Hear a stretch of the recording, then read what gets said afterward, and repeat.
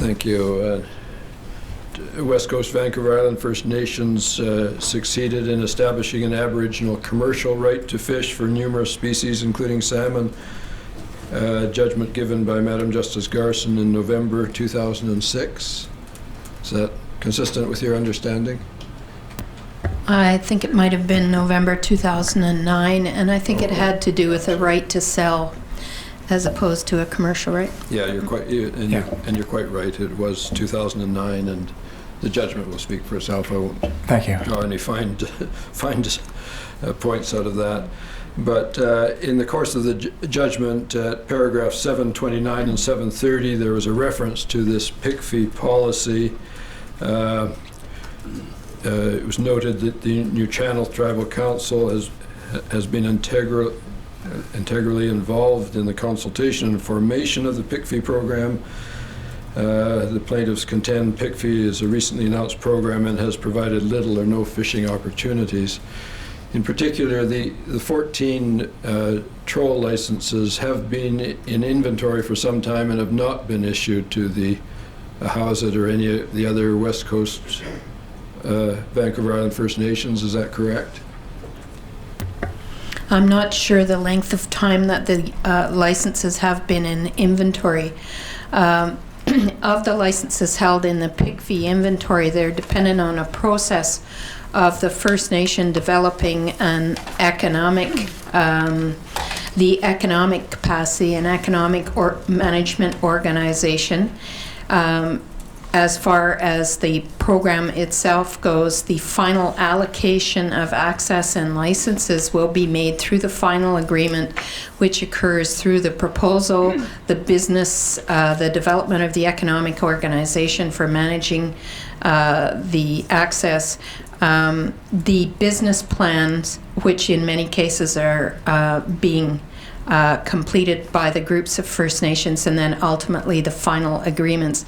This is the last year of the current PICFI program, and it is the year in which, by this I mean the 2011-12 year, in which we are on track to deliver the final agreements and the access.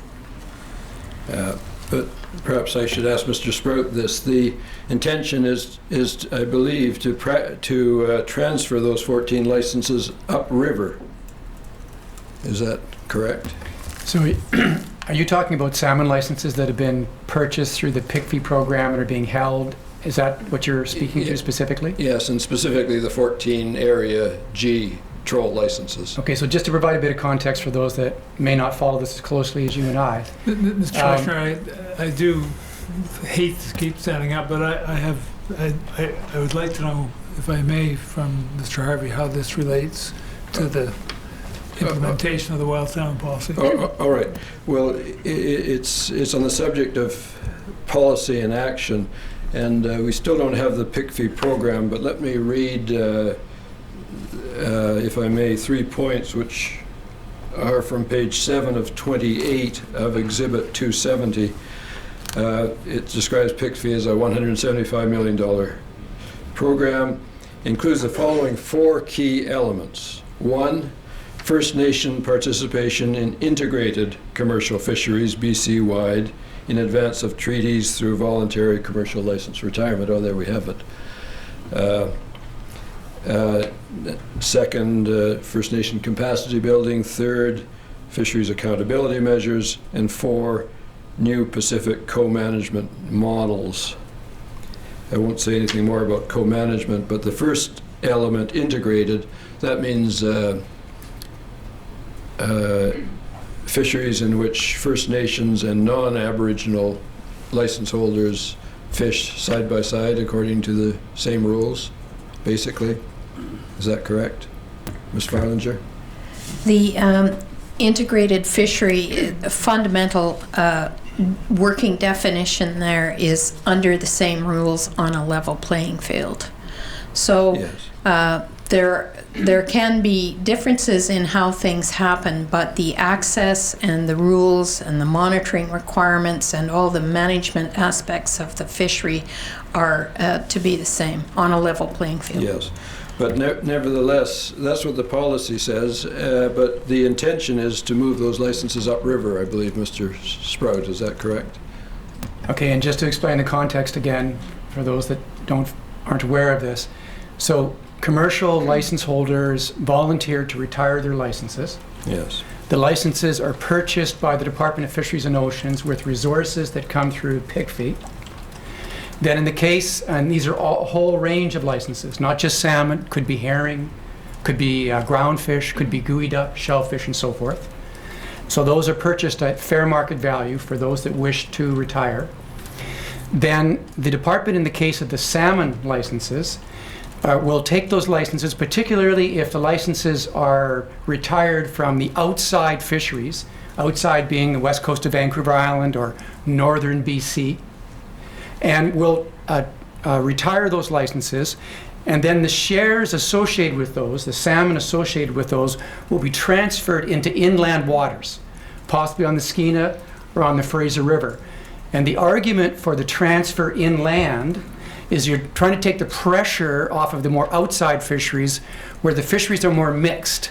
There's a number of stocks mixed together, and what this program does is basically try to take a bit of pressure off of those populations and provide more specific, localized fisheries in areas where the stocks can be more distinguished or separated. Yes, but Mr. Sprout, my point is that that obviously has broad socioeconomic implications for the First Nations on the outside coastal communities, and it does not appear anywhere in this policy document, and it's not, if I'm correct, been debated in Parliament. Am I correct in all those? Well, first of all, in terms of the outside First Nations, again, it's a voluntary license retirement program. No one is forced to retire their licenses. If a person wants to get out of the fishery, exit, and they wish to retire their license, then a potential buyer is the Department of Fisheries and Oceans, and that's a transaction between a buyer and a seller. So the buyer determines and the seller determine what the price is, so people voluntarily leave. So the second thing is that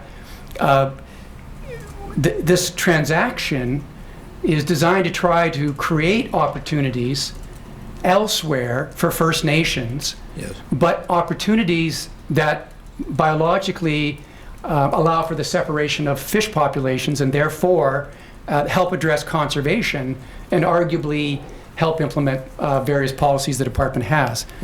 But that doesn't appear in this policy, the elsewhere part of it, and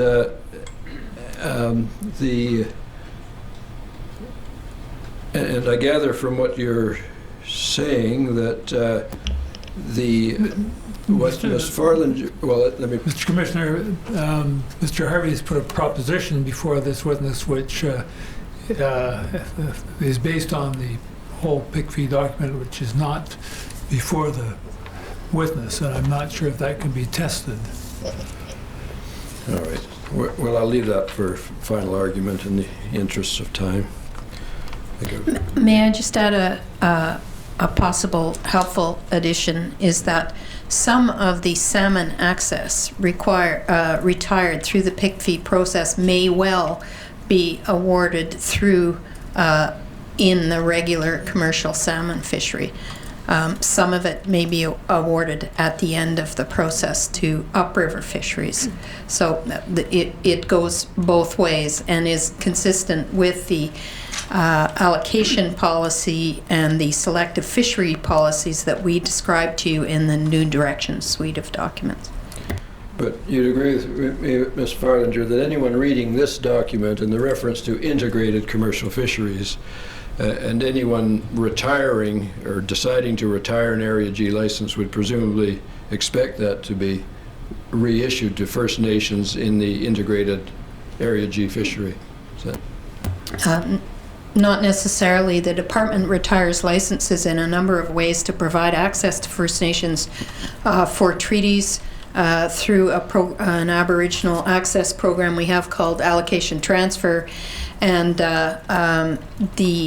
this program is similar in that regard, and so it does not necessarily imply that the license will be reissued in the same way, only as Mr. Sprout described, that it will in some way be tied to the share and the access to the particular stocks that that license had. I see. All right. Let me deal with one final point, and this is more in the nature of a comment, but I make it because this will form part of what my final argument will be to this commission and my comments at the end of the day to this commission. And I think I should bring it up now, as you will not be back, as I understand it, and you should have an opportunity to comment on it. I'm going to read a passage which is taken from something we haven't yet reached here. Mr. Commissioner, if this is not related to wild salmon policy, I anticipate that Ms. Frolinger will in fact be back if there's a more appropriate place to put this question. All right. Well, this is related to the wild salmon policy. What this is something we haven't reached yet. It's a peer review of a former DFO official with respect to the Science Project 11, which I think we'll reach later in the month. But his comments on the peer review are, in my submission, hit the nail on the head, and I think you should have an opportunity to respond to this. These are his comments.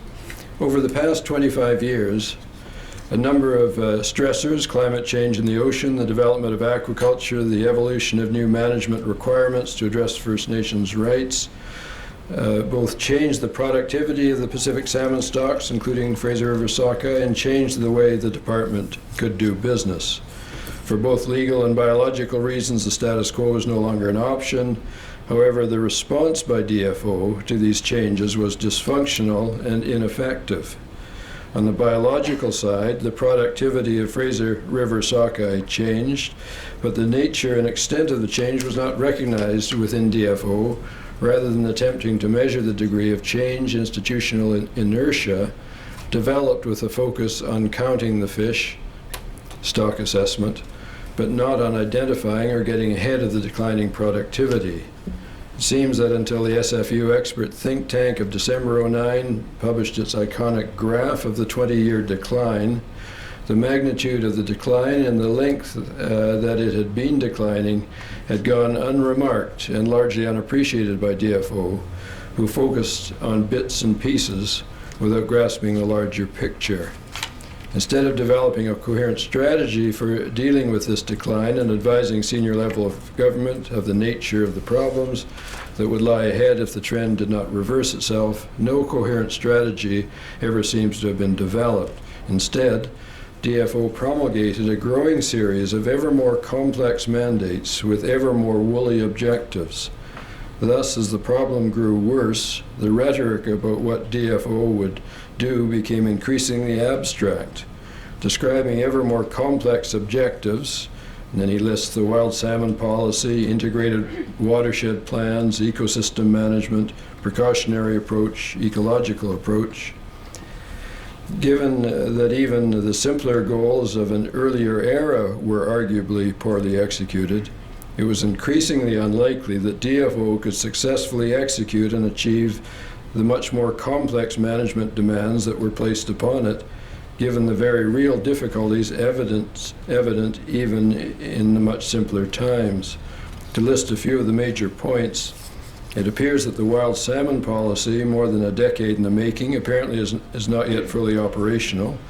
I am skeptical that the integrated watershed plans, the much heralded new directions, are actually either integrated or can act as a blueprint for an effective plan.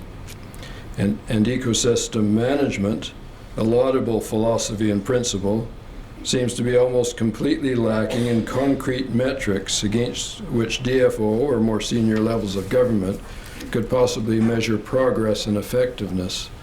Thus, timelines lengthened, execution and delivery progressively weakened, and the gap between reality and what was promised widened. The department does not seem to have been successful in advising the minister or other senior levels as to the gravity of the developing problem with Fraser River sockeye. Perhaps most telling, it seems to have taken the SFU think tank and the Cohen Commission, not DFO with its mandate to do so, to put together the widespread extent of the problem and communicate it. The DFO's Pacific region could not do this when the problem for Fraser River sockeye, central to BC fisheries, developed literally at the peak of the East Coast crisis over northern cod, which led to the largest single bout of job layoffs in Canadian history, will likely raise fascinating academic issues in governance and fisheries research if true. So those comments generally go to the point that this is the WSP, the Wild Salmon Policy, is a hugely complex model, but it will not and cannot effectively act as a metric for decision making on the grounds directed to restoring Fraser River sockeye. That's a comment that's a proposition that you may wish to comment on or you may not. And I see Mr. Wallace objecting. Mr. Commissioner, Mr. Harvey didn't provide any advance notice of the use of that quote, and if he wishes to have a comment on it in any detail, I think that would be unfair to these witnesses, and perhaps he could simply take this as notice that it's something on which he wishes to comment at some future time. There was one piece of it which does, I think, reflect a question that relates to the implementation of the Wild Salmon Policy. It's a question, though, I think has been asked and probably answered today, which is, isn't this too complicated and vague to be feasible of implementation, which is the only question I can think of out of that, which would be a fair question, and I think it's been answered today. Yes. Well, I'm in your hands, Mr. Commissioner. I would support the Commission Council's perspective. This is not a fair question or appropriate form of cross-examination. Well, thank you, Mr. Harvey. I think you've put your comment on the record and you've framed your question, and at least Ms. Farlinger has notice of your position, and in due course, if it's appropriate, it may be responded to. Thank you.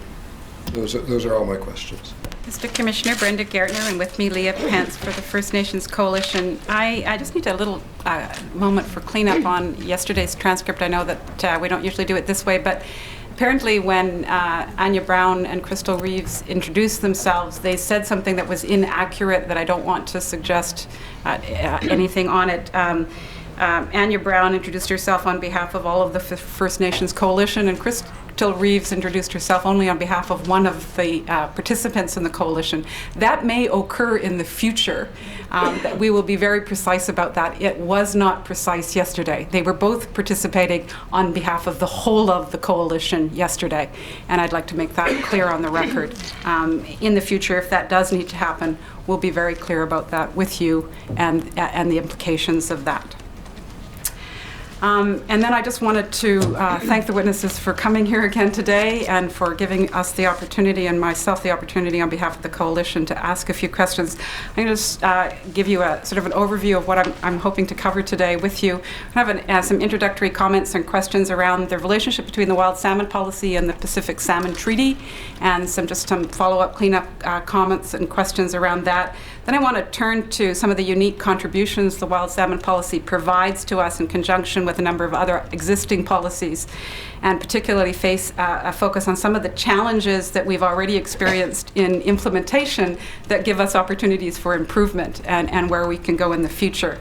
And then I have to close with some miscellaneous matters that have arisen in the hearing, partly on some of the days that I wasn't here with you and partly subsequent to that. I'm anticipating that I will take an hour of time this afternoon. That's my quote, and I think I will require that amount of time with you. So starting first with questions regarding the relationship between the wild salmon policy and Canada's commitments under the Pacific Salmon Treaty. Mr. Sprout, at the time the wild salmon policy was passed, what was DFO's vision on how management based on the conservation units could be implemented through the in-season decision-making of the Fraser panel or otherwise? We appreciate that they're working on the 4 large aggregates, and we've got many more conservation units, and there's some challenges associated with that. So I want to start just with what you might have envisioned at the time you were working on the wild salmon policy, and then I'll take you to some specifics. Well, I can tell you what we would have thought in terms of the relationship with the United States through the PST in terms of us advancing our interests.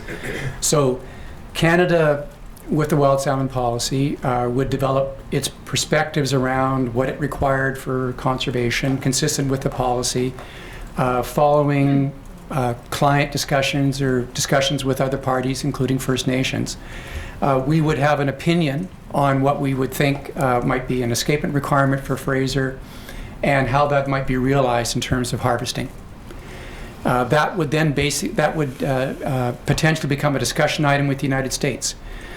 And through that discussion with the United States, Canada and the United States would try to arrive at some sort of consensus, agreement, on how we would prosecute the fisheries in a way that the U.S. and Canada could agree. From the U.S. perspective, it would be to satisfy whatever allocation requirements had been negotiated in the treaty. And from Canada's perspective, to do the best we could to try to arrive at something that we thought was reasonable from Canada's perspective that reflected our interest as well as possible. So that's the process we would follow with the wild salmon policy. Bring it into the process. It would obviously influence our thinking, but we'd be working with our U.S. counterparts to arrive at some consensus that would be mutually satisfactory. So if I've understood that right, what you're imagining is that it would inform Canada's position at the table and be the sort of the domestic discussion that moves into the international discussion.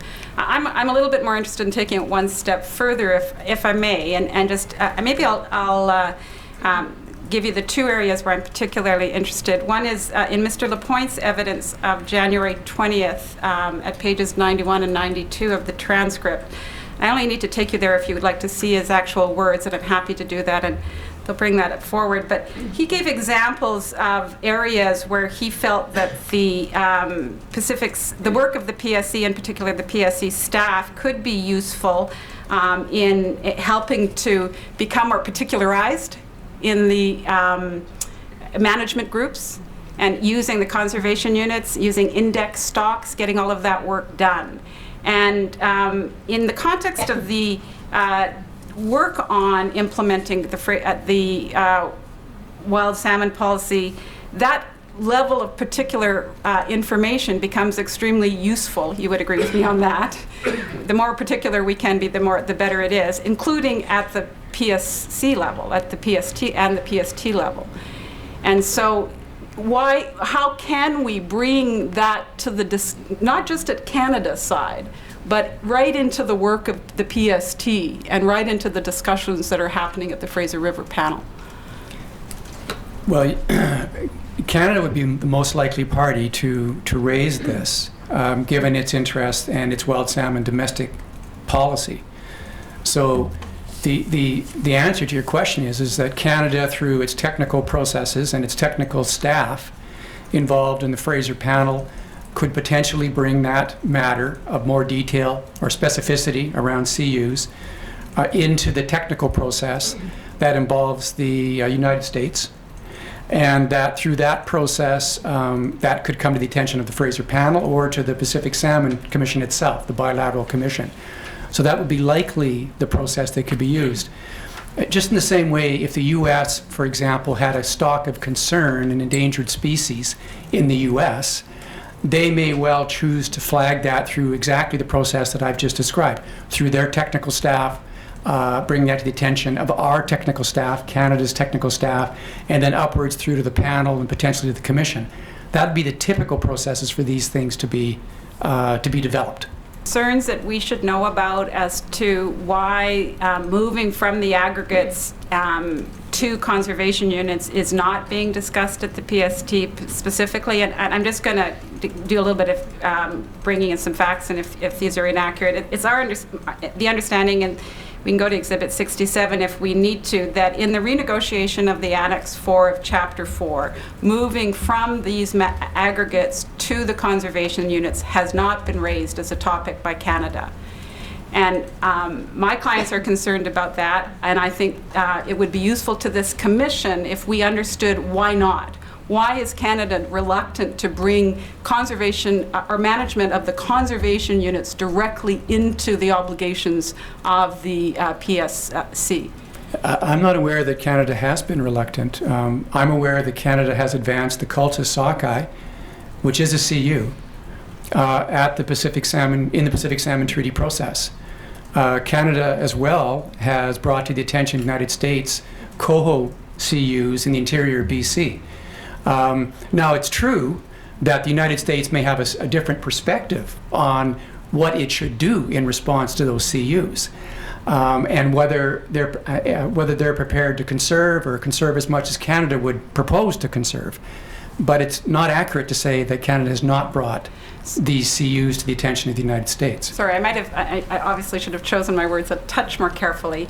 It's just that it's not been tabled as a topic as part of the renegotiations of the annex, the movement into conservation units. And I can take you to Exhibit 67, in which the topics of renegotiation are listed, and if we could do that.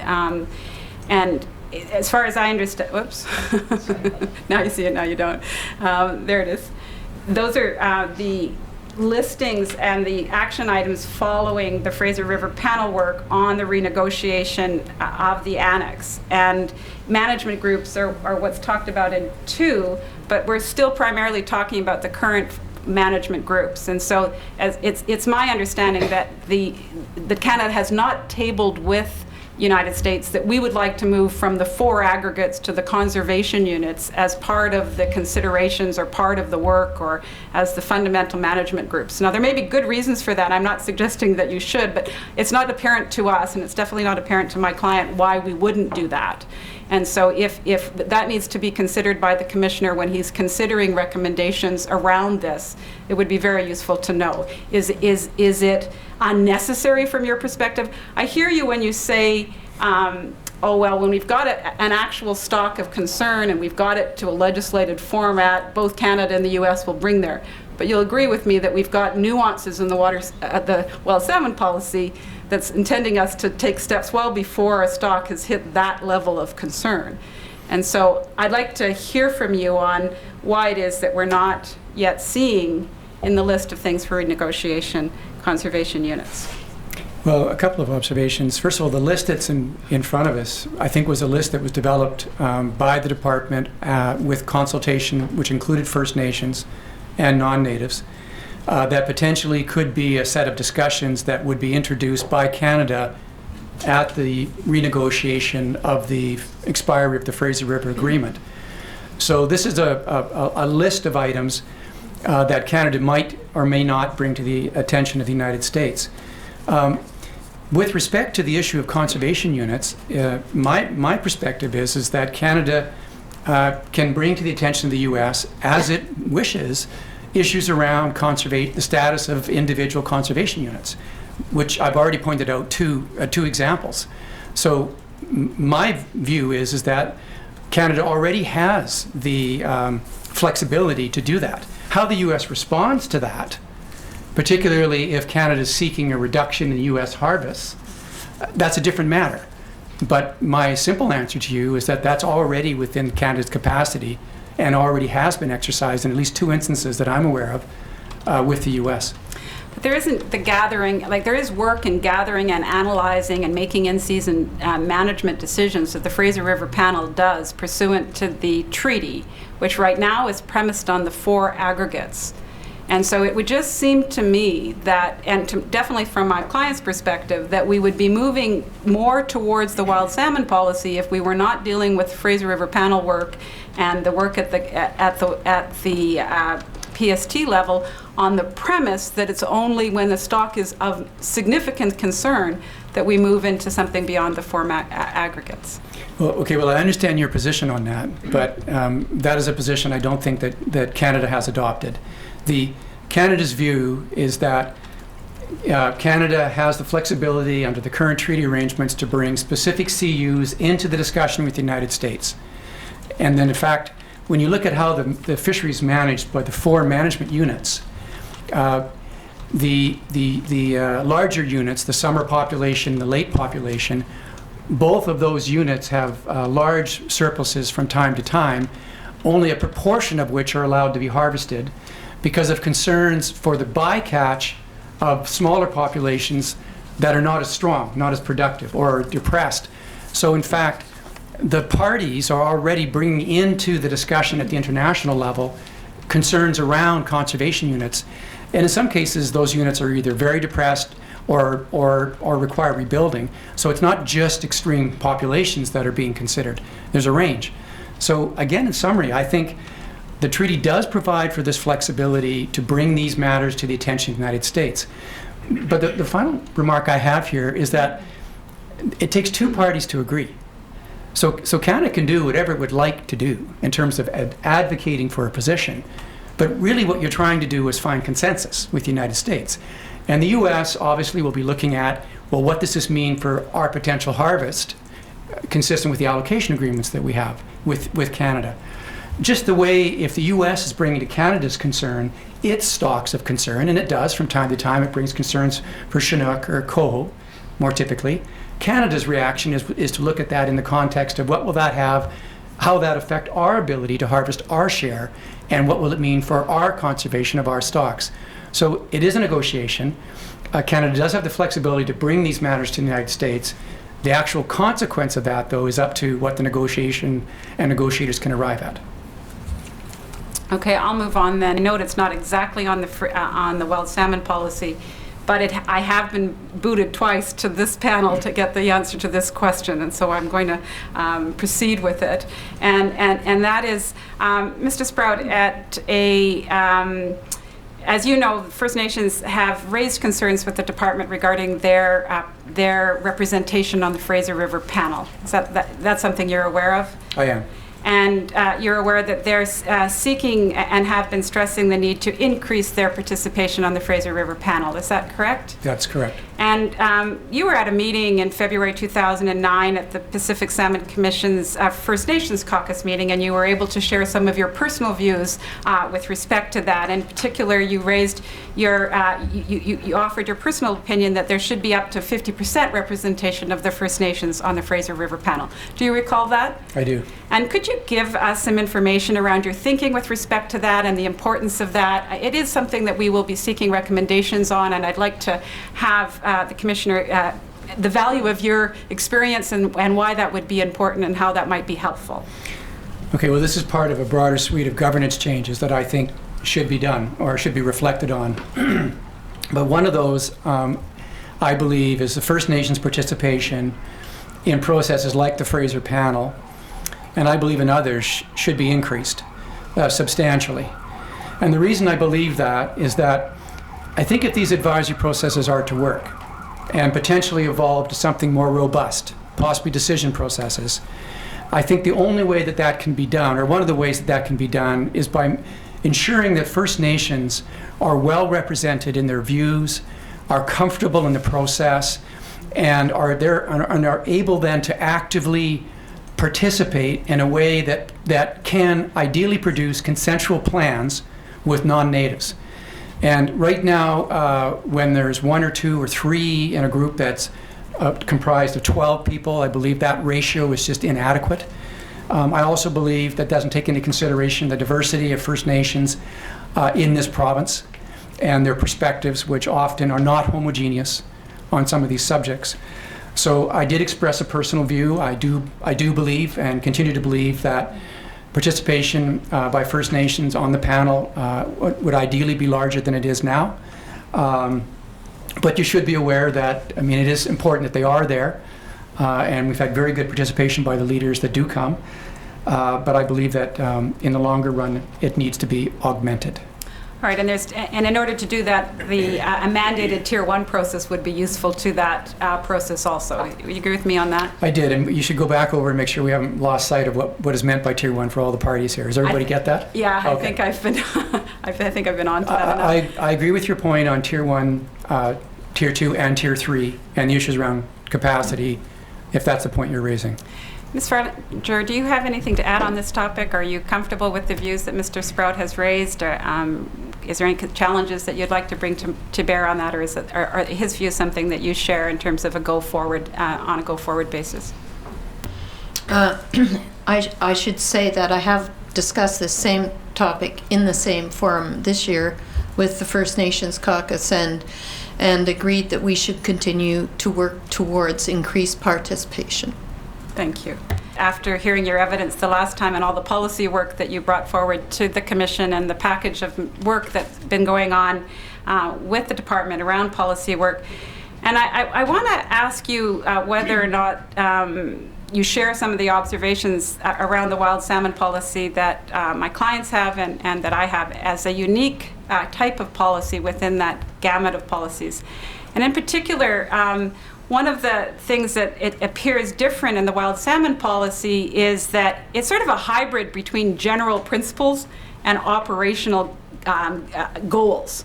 I mean, we've got something that's way more specific. It has timelines. It has all of the components in it that a lot of policies don't have. A lot of policies, and I'll just take the selective fishing policy, for example, a very general policy with general approaches. Would you agree with that observation? It certainly is more complex and has set out very clear steps for implementation, and in comparison to higher level policies like conservation, like preserving biodiversity. I think it is much more specific. And one of the goals, or one of the reasons for that, was that there has been quite a lot of years of discussion and disagreement around what is conservation and how we're going to bring the rubber to the road. Is that correct? I think that is correct, and I'll just refer back to some comments I made earlier, which is that part of writing down the wild salmon policy was to be clear about the intentions of the department and to actually begin to define what it was we meant by very broad concepts like biodiversity and conservation. And would you also agree with me that on a go-forward basis, the wild salmon policy reflects one of the most significant policies on the sustainability of the Fraser River sockeye salmon? It's certainly a key policy in setting out what the department's goals are and objectives are, and strategies for moving in that direction. Yes. A couple of days ago, Mr. Commissioner asked Ms. Adams and Ms. Sneeden, I think is how you say her name, I don't know if I've got that right, about the differences between policies and vision statements and directions and reform documents and all of those different titles that are sometimes used. I wonder if you could help by putting the wild salmon policy and its unique and key role into a better or more concrete description for the Commissioner in that context. I mean, how do you, within the department, view the wild salmon policy in comparison to something like the Pacific Fisheries Reform document? I know that's an allocation document as a distinct, but there's something more pressing, I think, about the wild salmon policy, and I think it would be useful for Mr. Commissioner to hear from you about those differences. I think that one of the things about the wild salmon policy is it is the most explicit description of what the department means when it says conservation is the highest priority of the department. I think it is clearly part of a suite of policies that deal with high-level objectives right down to, for example, who gets what, the allocation type policies, and then right down to the operational level. There was one policy we talked about was the management guidelines for Aboriginal fisheries, which was a very operational day-to-day instruction to frontline staff. So it is something that sits at the center of the other policies because it defines for us how we intend to or want to implement our first priority, which is conservation. I don't know if that's helpful. Does it help you on the, I wasn't in the inquiry when that question arose, Mr. Commissioner, but does that help you, and would you like me to go further with that? Yes, Ms. Gartner, I think just briefly just to add to your question, it would be helpful to know the distinction between a document which is called a policy, a document which is called new directions, a document which is called a discussion paper, a document that's called initiatives. In other words, in the application of those documents to the day-to-day operations of the DFO, what is the weight given to those documents in terms of their implementation and importance? The other thing that would be helpful is if perhaps you could bring up the I apologize for you've invited me. That was a mistake, Ms. Gardner, because I'm not sure how this will you'll be affect sorry, my time. but I'll just give me a take moment. that If we risk. could bring up the Pacific Fisheries Reform discussion paper. It's not called a policy. The reform, the Pacific Fisheries I think Reform. that's the one. The Pacific Fisheries 2005 Reform. Pacific Fisheries Reform. I think that's the allocation policy. Yes. It's a discussion paper. Yes. That may not be the one that I. Ms. Farlinger, you're familiar with this. Which is the one called discussion paper? This one is. This It's is it? called Oh, a I'm sorry. discussion paper on the implementation Yes. of Pacific Can we Fisheries just go to the last Reform. page of that document? 269. All right. Yes. There it talks about themes, and the last item.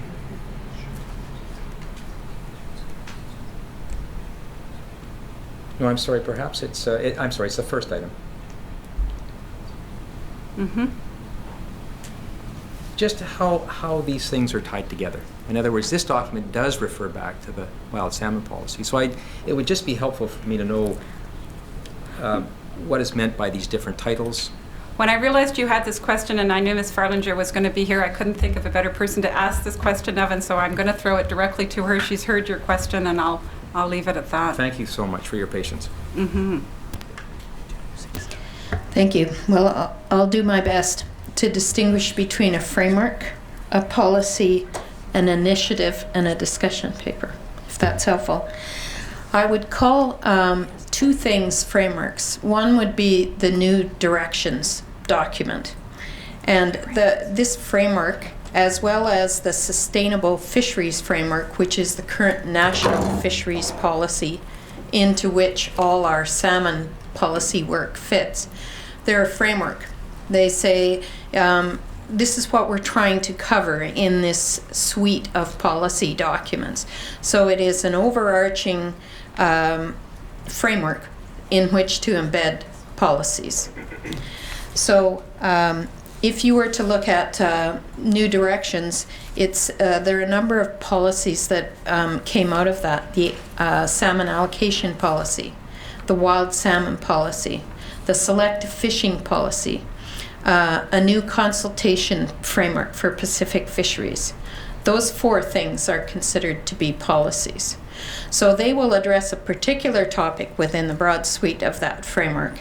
And what happens in initiatives and discussion papers is fundamentally setting out the public discussion or consultation prior to the finalization of the policy.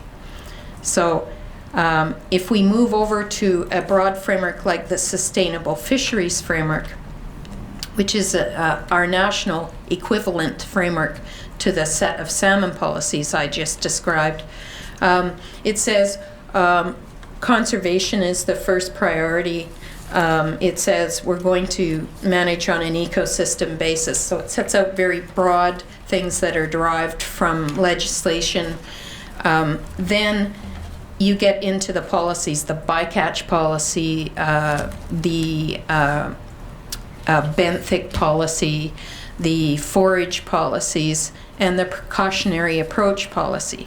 Now, the precautionary approach policy at the national level is the parallel policy to the wild salmon policy. So if you take all the marine and anadromous species in Canada, you have the precautionary approach. And it says that the Government of Canada, when it manages fisheries, will use the precautionary approach. The wild salmon policy, which if you pull salmon apart from all the other species, the Pacific wild salmon policy says, and this is how we're going to implement the precautionary approach for salmon.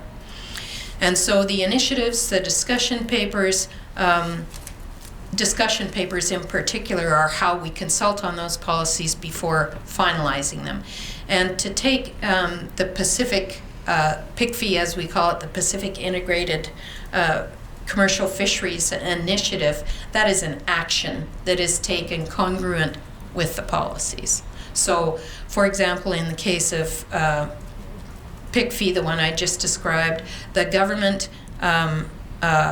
provides $175 million to take these actions to implement the suite of policies that have been laid out.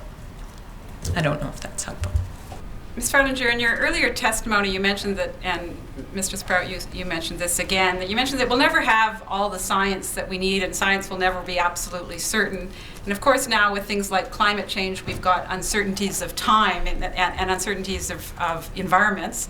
And I hearken, Mr. Commissioner, to the evidence we got from Dr. Wendy Watson-Wright at the beginning of the inquiry around how we really are living in a precautionary times as distinct from precautionary decisions.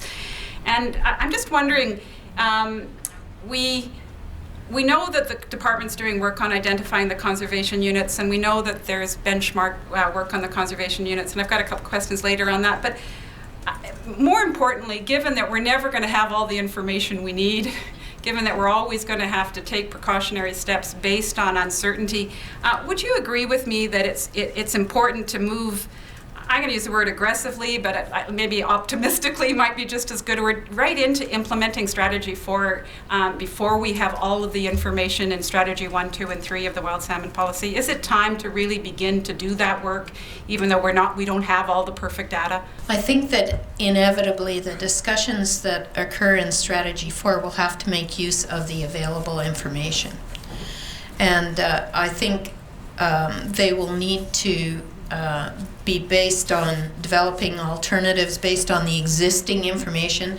Also, we will need to bring to the table what we think the threats and risks are around the uncertainty of that information, and therefore what the implications of the uncertainty is. And so when we're in the process with those participants of developing through those first 3 steps, it's very likely that all of the participants will become aware of just the kind of uncertainty that is there. And then in strategy 4, when we're looking at a strategic plan for a particular set of stocks or a watershed, we can be very clear about what the uncertainty is and what we know about those risks. So I think it is inevitable, as you say, that those processes will go ahead without perfect or even, in fact, adequate, in some cases, information. Because harvest continues, habitat challenges continue, all those regulatory decisions continue to have to be made in the context of today, which is we have some information and all we can do is bring the best of it to the table. So should we be moving ahead on strategy 4? Yes, and I believe that's what the pilots that we're working with in various contexts in the various watersheds are about. And at least one of the challenges is ensuring that all the people, the affected individuals, are represented in those discussions, and that continues to be an ongoing challenge. So yes, we need to implement it sooner rather than later. If you look at some of the decisions you've heard about over the last few weeks with fishery managers, you'll know that DFO has moved ahead and made decisions ahead of those processes simply because it has had to do that. But the sooner, the better. on implementation of the wild salmon policy relates to how we see the wild salmon policy being influencing harvest management decisions. And if I've heard the evidence this morning and reflected on what you've said previously, as I understand it, we really have to look to the IFMP process for seeing some of how the rubber hits the road. Would you agree with me on that? Yes, the IFMP process fundamentally is what the wheels keep turning, fish come back every year, fisheries are executed every year. It will be when the strategic plan envisioned in Strategy 4 and the IFMP nest within one another that they'll link, but they are short-term and long-term plans. And we've heard, we have had Mr. Sprout and Mr. Rosenberger here to talk about the IFMP, and I just want to have your agreement that it will be extremely important to make sure we have adequate First Nation representation. We do not yet have that. That's the evidence so far at the IFMP stage, at least as it relates to the Fraser River sockeye salmon. And that again, a more functional Tier 1, Tier 2 process would help us get into better adequate representation in the IFMP. Would you agree with that? I would agree with the fact that the First Nation participation at the integrated table, at the Integrated Harvest Planning Committee process continues to be a challenge for us. That we certainly, both on the First Nation side and on DFO side, spend considerable time and energy in bilateral discussions and considerable resources and energy on both sides in terms of building that Tier 1 process. The various processes we've talked about earlier. The more effective those processes can be, the more likely the process will be better integrated at the coast-wide process, but also at the watershed process. Our next challenge will be linking the watershed processes to the Integrated Harvest Committee. And we're going to get into lots more of that detail during the week on the Aboriginal fisheries, and so I won't take you there yet. It's sitting there waiting to be explored, but I wanted to get a sense of your agreement on the IFMP. All right, just briefly again, we've heard some questions today about the challenges in implementing the wild salmon policy, and in particular the concerns that are raised by marine commercial harvesters or those representing them about what is now being called delayed density dependence, or too many fish on the spawning grounds. Ms. Farlinger, in your evidence today, you talked about different viewpoints, scientific or otherwise. You'll agree with me that a fundamental premise of the wild salmon policy, littered throughout the policy itself, is the importance of hearing from First Nations on traditional ecological knowledge, and that could and would likely have an influence on this issue of too many fish on the spawning grounds. Is that correct? Yes. And that's a commitment you've made both in the policy and otherwise, that you will be incorporating traditional ecological knowledge when making decisions around the amount of spawners that we need in the spawning grounds. Certainly the processes we have in place, and also our continued stated and intentions to do that, both on the Aboriginal side and ours, yes, those are in place. We have, on both sides, on the First Nation side and on DFO side, run up against considerable challenges in terms of gathering and understanding traditional knowledge, and we continue to move that forward as a priority on all our processes with First Nations. With respect to the identification of conservation units and benchmarks, we heard from both Mr. Saunders and Mr. Irvine around during the development of the wild salmon policy that First Nations involvement in the setting of the conservation units and the setting of the benchmarks for conservation units was a commitment. It's in the wild salmon policy itself. There was some concerns that were raised as a result of Dr. Holt's evidence earlier in this inquiry. In particular, when the evidence she gave around the paper she co-wrote with Sue Grant, in which there appears to be a movement towards dropping of the distribution as a class of indicators in the setting of the benchmarks in the conservation units. And so at the present moment, the science apparently is uncomfortable with the amount of details they have on distribution, and the recommendation is that be dropped at this point in time, and that we would move towards more reliance on historic abundance data. Dr. Holt also gave evidence that there was some pressure to produce this discussion paper. Ms. Farlinger, it's a bit confusing and challenging for some of my clients that such a move, the move towards dropping a distribution as part of the setting of the benchmarks, would occur without engagement, without consultation with First Nations. Could you speak to that? Could you speak to whether there's particular pressure in completing this report at this point in time before there is engagement with First Nations on this issue?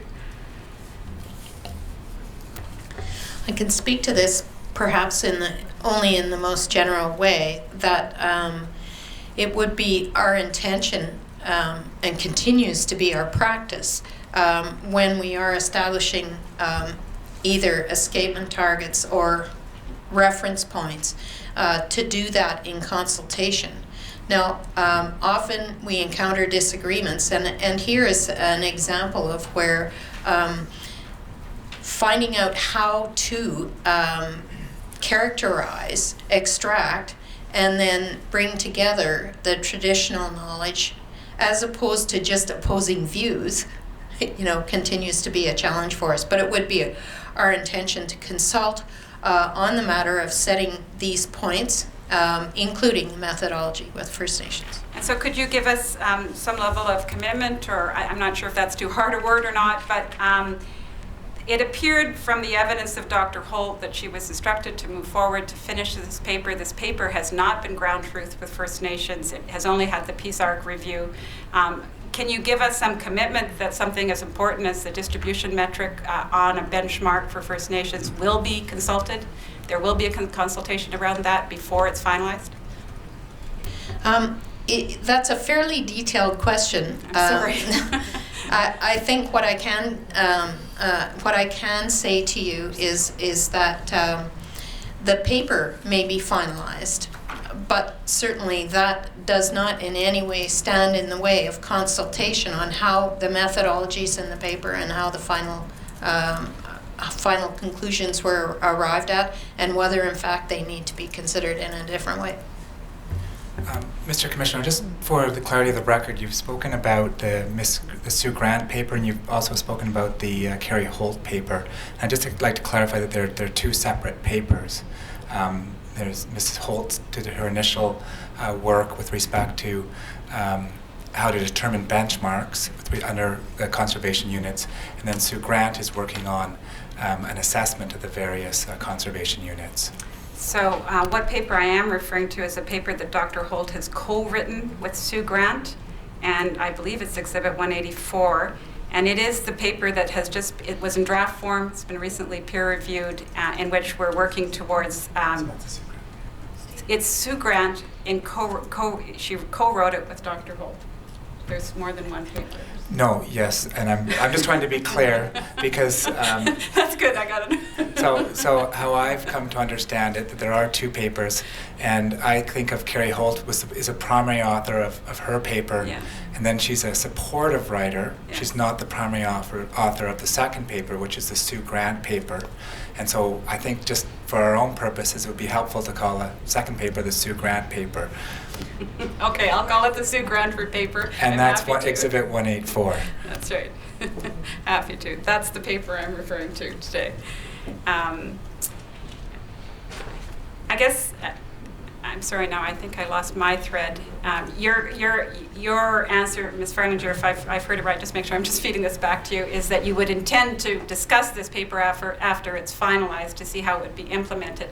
I need to go a step before that, which is that this is going to be one of the classes of indicators for a benchmark is the distribution. And you'll appreciate that would be extremely important to many First Nations as to where and how the distribution of these conservation units are being watched, how they're being looked at, how they're being measured. If we simply drop that as a benchmark at this point in time because of insufficient information, that could have significant implications for First Nations. You'll agree with me on that that's something that you understand. I understand that one of the metrics being discussed, which is distribution, is viewed by the First Nations as a critical one in terms of their interests. I guess what I'm trying to separate out in your question is fundamentally our, let's call it DFO, science-based processes. And one might well argue that in a perfect world, we would have engaged Aboriginal traditional knowledge every step of the way in the creation of that paper. I don't think anyone would imagine that we're here yet, there yet, as I would say. But on the other hand, concerns that First Nations raise about any aspect of how we set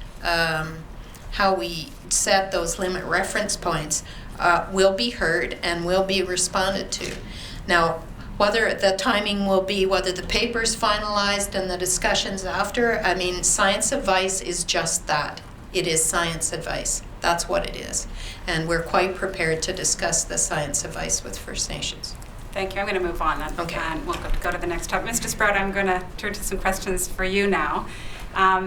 In your evidence on December 16th, and it's at page 37 of the transcript if you need to, I'm just going to summarize what I found to be a very useful summary of a number of things that you identified in dealing with. The question was around the challenges associated with implementing the wild salmon policy, and you said we've got competing interests. We've got undefined rights and title. We've got scientific uncertainty that never will be eliminated, and we have divergent interests. And DFO is in the middle of trying to broker consensus amongst those interests within the climate of uncertainty. I think the challenge for DFO is it needs to distribute the accountability differently. Right now, DFO makes all of the decisions, and I think we have to re-examine that model. Do you remember that evidence? I do. And I'm going to unlock some of that. That's an extremely useful and one, it almost sounds like me in terms of how long the sentence is. But I want to move through a number of key items in that. And particularly, I'm going to take you to the implications of undefined title and rights and some of the things we're learning around that. And then I want to take you to some of the evidence you gave around the considerations of a watershed process and the importance of that. And in particular, I want to take you to some of DFO's roles in that. And then I'm going to go one step further, and we're going to talk about that tricky thing of multiple jurisdictions and how we can improve our processes as it relates to that. All of which I think are very important to the types of recommendations we will be asking the Commissioner to consider. And so starting first with undefined title and rights, would you agree that the wild salmon policy is one of DFO's more explicit policies, and in particular it has a principle that resource management processes and decisions will honor Canada's obligations to First Nations? So in 2005 we have an active policy that now specifically sets out that in implementation of that policy throughout it, you've got the the second principle of honoring Canada's obligations to First Nations. It is explicit, obviously, you've just referenced it, but it's not the first time that's referenced. We have the allocation document in the Pacific region that does reference First Nations for food, social, and ceremonial purposes. So there's other documents where that type of explicitness is present. You'll agree with me that in the wild salmon policy, the nuance of the undefined title and rights is moved along in terms of in seeking First Nations involvement in the management decisions as it relates to the wild salmon policy, seeking to look at the traditional ecological knowledge, all of the things that are in there. We've got a much more active application of a policy, even though we still have undefined title and rights. I think the process of First Nations being involved in these discussions is more explicit in the WSP. I also think it codifies remarks that are in other documents, but they're in separate documents. So I think it brings them together. I would argue that what the wild salmon policy reflected is the department's perspective on First Nations participation, but it brings it together and frankly in a clearer, and more coherent way. Applying the wild salmon policy is to create that process whereby First Nations, DFO, and the stakeholders are dealing with priorities, gathering information, and making decisions. Yes, I would agree that that is one of the challenges of the WSP. And the WSP actually looks forward to decision-making, not just advice. Okay, here that's not clear. The policy, if you read through the policy, it does not talk about changing the governance structure of the Department of Fisheries and Oceans. It talks about increased participation, Clearly, it talks about the role of First Nations in terms of consulting, but it does not make any decisions, any changes to governance structure. So it's an incremental step. We're talking about an incremental step in the wild salmon policy. I would argue that it definitely makes it more coherent by bringing together all the disparate documents, some of which the Commissioner referred to, where various statements are made in initiatives or policy. It brings them together into one document and says this is the process we would envision following as we make decisions, but the decisions still rest with the minister, with the department. It is premised, however, on the basis that if you had reached consensus through a wild salmon policy process, that there would be less decisions left for the department. Okay, that's a very good observation. That would be my view as well, that if you come to a consensus through a collaborative process which the policy supports, that the likelihood of the minister supporting that consensus would be very high. And in fact, from your work, all the years that you've done within the department, and Sue, Ms. Farlinger, if you want to add to this, please do. That is typically what happens, is that if and when you can reach consensus on contentious issues amongst the stakeholders and with DFO, that it is typically the consensus that will inform and drive the decision, if any, that the minister has to make. Yes, my experience is that if you can get consensus, particularly if it's done properly, and it's a widespread consensus, not narrow, not one interest group, for example. It's very likely under those circumstances you'll have support at the most senior levels in the department, including the minister, for that decision or that consensus to be adopted and a decision to be made. Now, one of the primary challenges associated with obtaining consensus with First Nations around this thing of undefined title and rights, as you were calling it, is the content of their Section 35 management rights. Would you agree with that? I think that's one of the challenges, yes.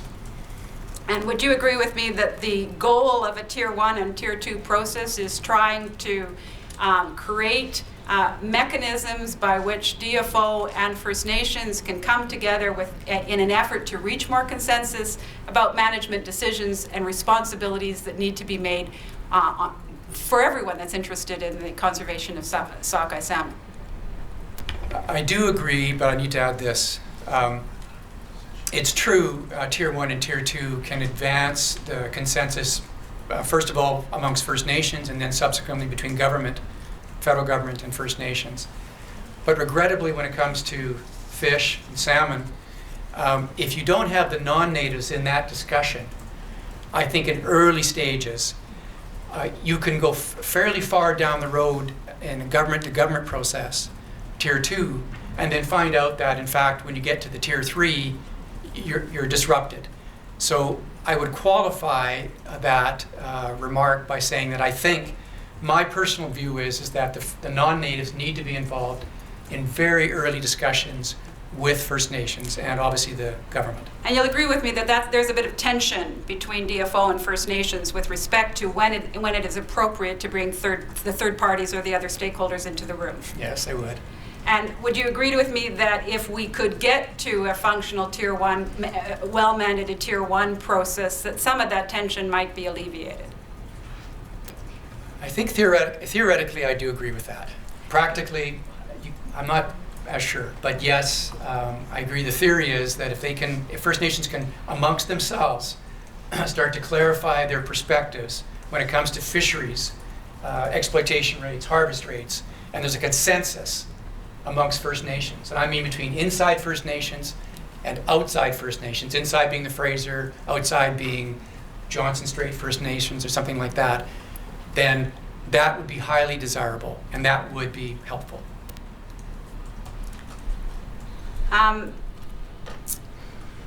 When trying to get to a Tier 1 process, and we're not going to again go into all of the details associated with the challenges, I'm going to ask the Commissioner to bear with me on that. We'll do that later. Will you agree that it will be extremely important to bring incentives to that table so that First Nations see that the status quo will be moving forward, in particular the importance perhaps of being clearer on how their voice will be heard in co-management issues and as it relates to meaningful allocation discussions? What do you mean by incentives? But we all are inspired to do different things by different ways. And there has been clearly through the process, many processes, incentives that are offered for people to do work. Of course, First Nations have the incentive of the conservation of salmon. They've made that clear to the department. But there has been lack of clarity as it relates to undefined title and rights around their co-management place at the table and allocation. Would you agree with me on that? And that if we had incentives and clarity around that, that may assist in getting the work of Tier 1 done, Tier 1 and Tier 2 done. Well, for example, if you mean by incentive, there was capacity money to bring First Nations to have them more actively involved in doing stock assessment, for example, salmon stock assessment, enumeration, stream surveys. If that's what you mean by incentive, so that they feel more involved in the assessment of the status of the populations, and therefore more prepared to participate in the fishing planning, particularly with non-natives, then I would agree with that perspective, if that's what you mean by incentives. So that's one type of incentive, and you'll also agree with me that from their perspective, having respect of their right at the table and their responsibilities is another incentive that's very important to them. Yes, I agree. Respect would be an important incentive in that context. Respect as it relates to co-management efforts. Yes, but you need to translate that, I think, into something pragmatic or practical, what you mean by that. I've given you an example of what I think it could mean, and I believe it would be helpful in terms of an incentive. Let's go right to that. I think the next question that I have might help us pursue that. You gave evidence around this multiple interests and DFO's role with respect to that.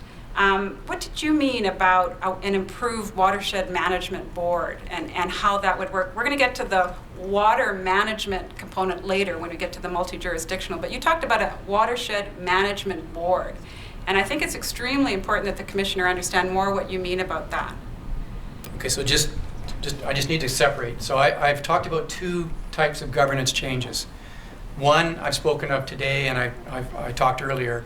One is what I described as a watershed management board or a watershed management process to manage water. Okay, multi-jurisdictional. I'm not going to talk about that now. I'm going to talk about something different now.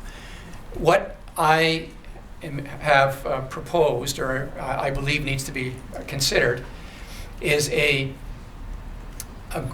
board or a committee who has responsibility and accountability for making decisions about strategic conservation objectives within a broad framework, like precautionary approach and respect of the wild salmon policy, respect for Aboriginal tights and rydal where they're defined, and so forth. So this would be a board that would be a decision board, not DFO. And this board would be constructed of comprised diverse interests, obviously First Nations and other parties. So what is a strategic operational objective?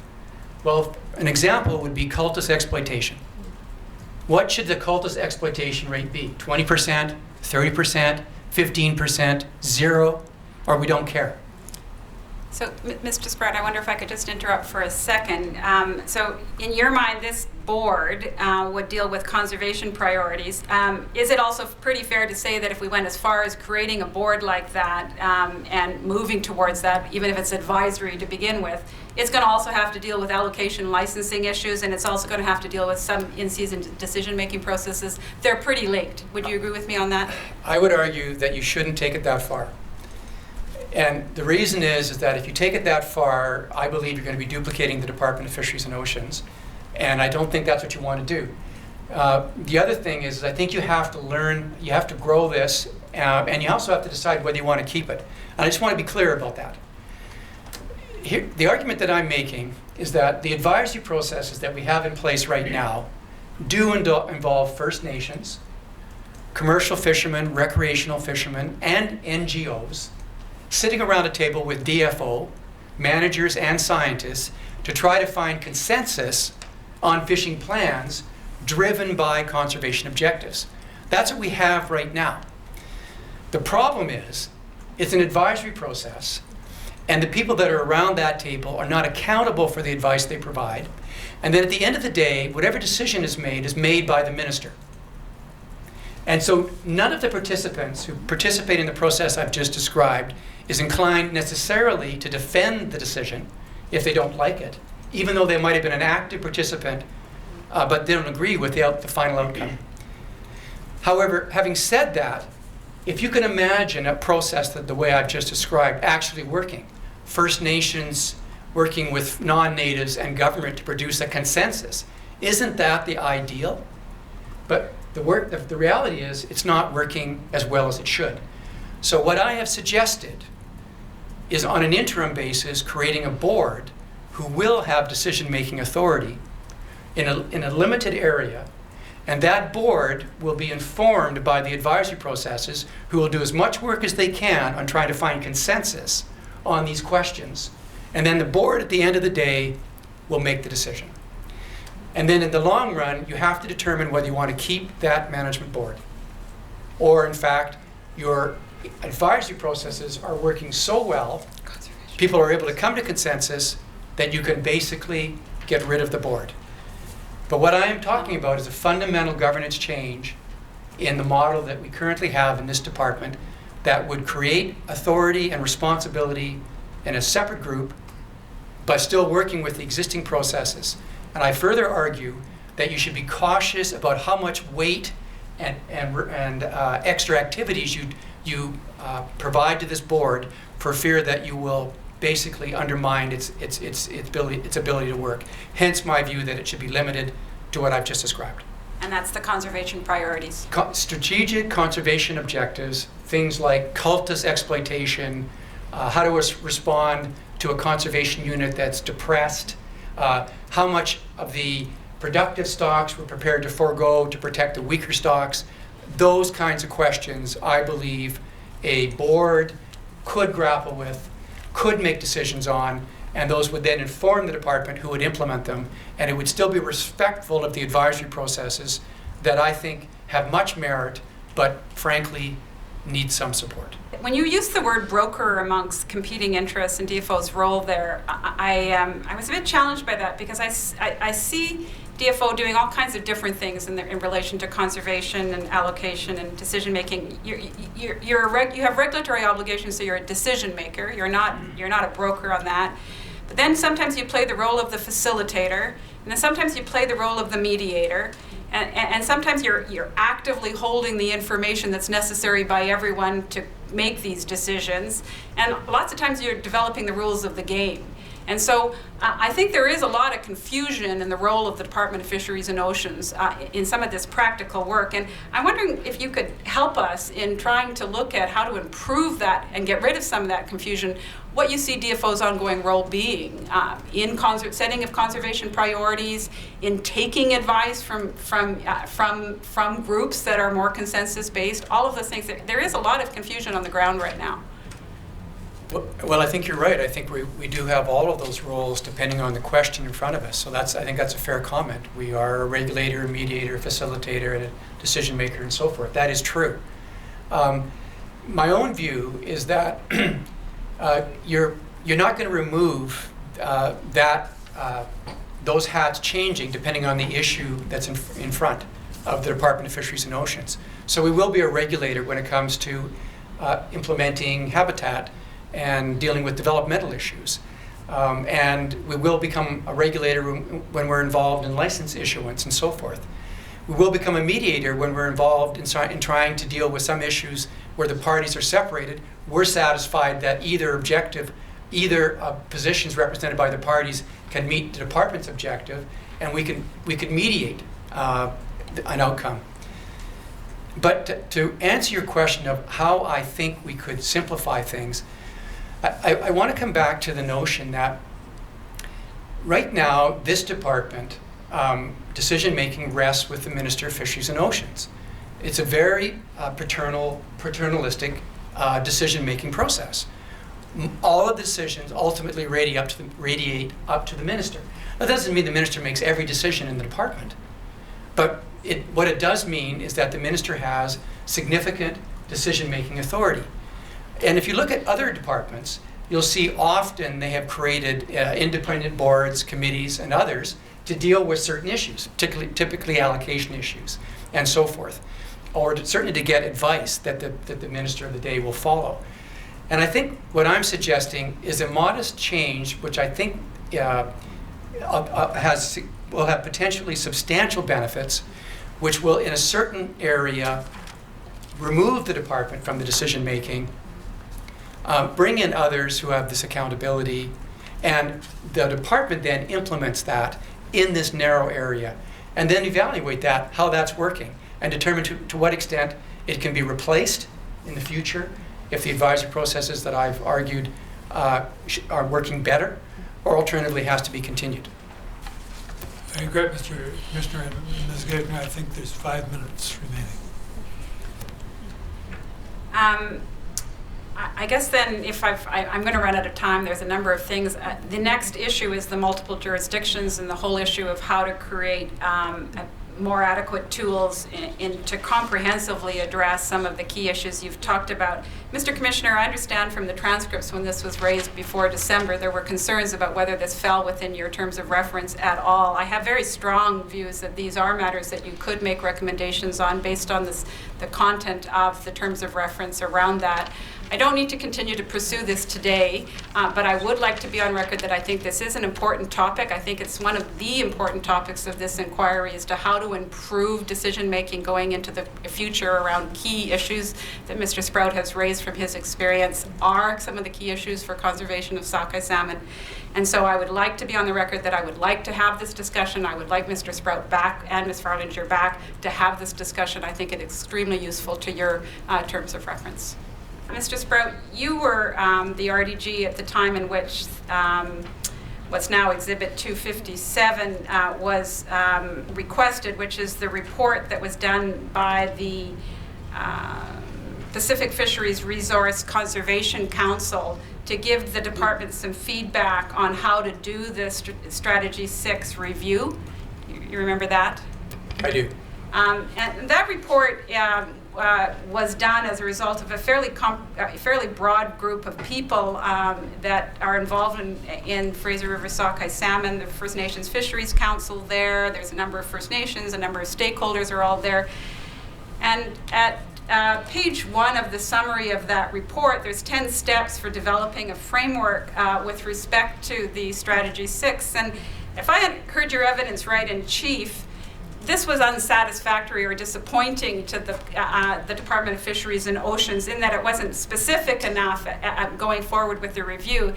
And I just want to ask you, why is it that when this kind of consultative work is done and that this effort is made to bring consensus and we reach consensus, that when the department is disappointed with it, they go back internally and work on things internally, which is what happened. That I think is a very unsatisfactory way of dealing with consensus building reports. And so could you explain that? Could you explain why you've done that and how we can get this back on board so that those that have worked so hard to get this in place can be encouraged in their work? Well, as I stated earlier, we thought that what was produced by the council wasn't exactly what we were expecting. We were expecting a little bit more specificity and detail on something that we could adopt. And as a consequence of that, went back internally to further reflect on elements of what we thought needed to be expanded on. But I do take the point that you've raised that we could have gone back to the council and said, look, thanks for what you've given, but we want more material in this area. I think that's a fair comment. We were also mindful of the timeline we were working under, trying to get something in place as soon as we can, notwithstanding the fact that we weren't able to do it in 2010. But I do take the point you're raising that one of the things we could have done is gone back to the Conservation Council. We did write to the Conservation Council and certainly thanked them, and we will use this information to inform any process, and Sue may wish to speak to this in terms of what may have been transpiring since I've left. But I do take your point on that. Ms. Farlinger, is there anything you would like to add to that? I do think it's extremely important in the building of consensus that these types of efforts be respected, and I would wonder how you could, what comments you could make with respect to that. The process we've gone through since about June of last year, I think we described previously, but I'll just update, I think, on that. We did go to our audit group to ask for advice, and where we get external advice, we fundamentally were not able to get much support for a policy review. Excuse me for a moment. In the interim, we have used some of the elements here in terms of, okay, what are those themes? Excuse me, what are some performance measures? And we have gone internally to the department to look at implementation across programs. At the moment, we have identified some of these themes, some of these potential performance measures, and we are in the process of identifying candidates or bodies that could potentially do this review, and much of the information in this report would be incorporated into that.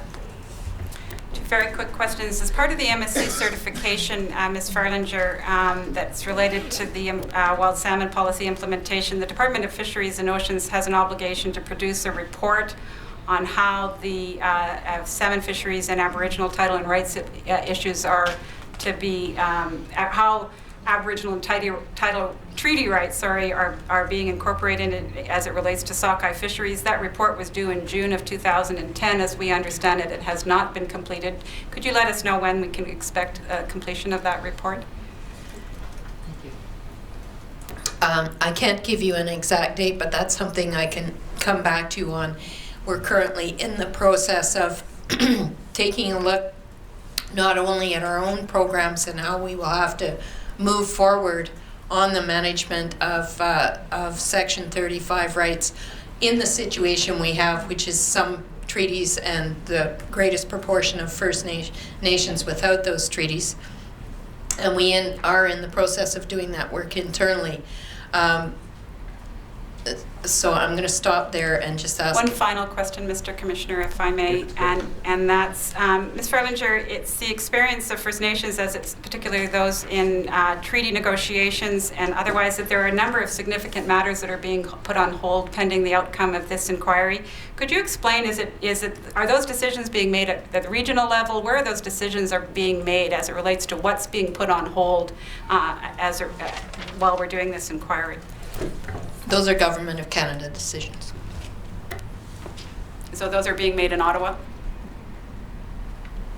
By the government, yes. Mr. Commissioner, I have one question of re-examination which I can arrange to do in writing, and Mr. Timberg, I think, perhaps could do the same. I'm not sure. Mr. Commissioner, I have two questions. I think they're very short. I think it'll just take me, I think they're short questions, and I think they're short answers, if I could proceed. I would prefer that you put them in writing, Mr. Timberg. We've been going at it without a break, and I think it would be appropriate to do that. Fair enough. Okay, I'll do that. Thank you, Mr. Commissioner. That concludes it. And we adjourn until Monday morning at 10 o'clock. Thank you. Till Monday morning at 10 o'clock. Thank you very much. Hearing is now adjourned until Monday at 10 o'clock.